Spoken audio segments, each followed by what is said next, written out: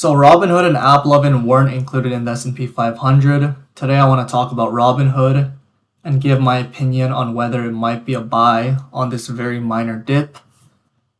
Now, I have mixed feelings and I'll explain that all, but to get started, if you look at their core business, everything is doing good.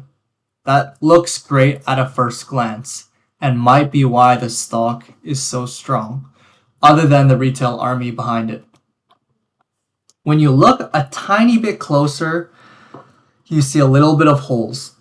Quarter over quarter revenue decline and quarter over quarter net income decline. This raises my eyebrows a bit. Why? Primarily the revenue decline, because the net income decline is a one-time tax benefit. Now, to get deeper into this revenue decline, it looks good year over year, but the question is, can this year over year trend continue, or are we going to see more decrease? And I do believe we're actually going to see another quarter over quarter decrease, which would probably be bad for the stock. Now, why I say such a thing is because if you look at the revenue in terms of crypto, we can see that first, crypto volumes are down, and something that's not quite cyclical. Transaction volumes are the majority of their revenue, and the majority of their transaction revenue was crypto, and it decreased significantly. Now, quarter four was a very euphoric time for crypto with, Trump winning the election, Solana memes going crazy, on-chain activity is really high. Now, if you look at on-chain, it's practically dead. Quarter one, we saw massive decline. But quarter one was where Trump coin was released. So even with the president making a crypto, we're seeing such a large quarter over quarter crypto revenue decrease. This looks pretty bad, and I can imagine that quarter two is going to look significantly worse. So the market has treated this stock very well. It could continue. This has a retail army, which is very important. But the underlying business is having I shouldn't say the underlying business, but the secular aspect of the industry is kind of turning, and the market really dislikes this kind of stuff. So we'll have to see in the future, but for now, it's hard to say.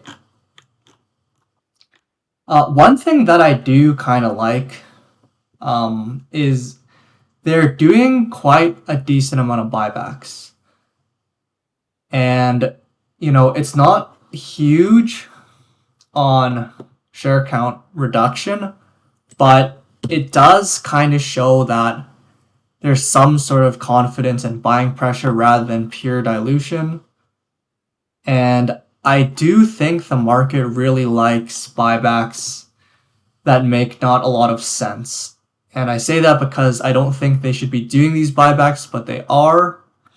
And the market actually likes these, typically speaking. So that's probably good for a shareholder.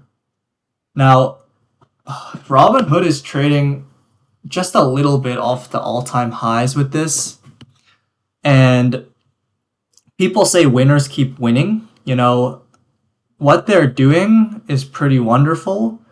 This is a really good quality management team and a good business.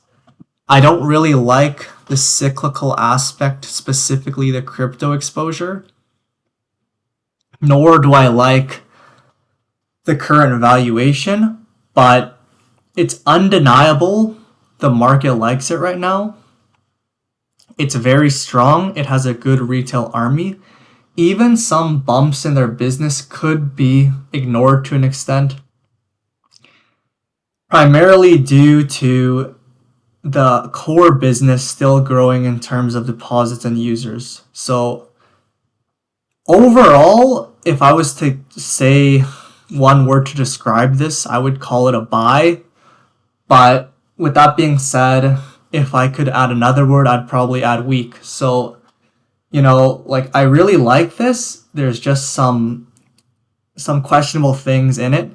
But, if you look at something like Palantir, it's very overvalued, but it keeps running. So due to the nature of Robinhood's business and the army, I actually am quite bullish on this for until the second quarter earnings is released, basically. So yeah, I think it's good to kind of be in and trade. I just wouldn't really want to be in the next quarter's earnings because that would be very tricky. But if they do somehow surprise in a very positive way, I think that would just kind of solidify this as a really good pick.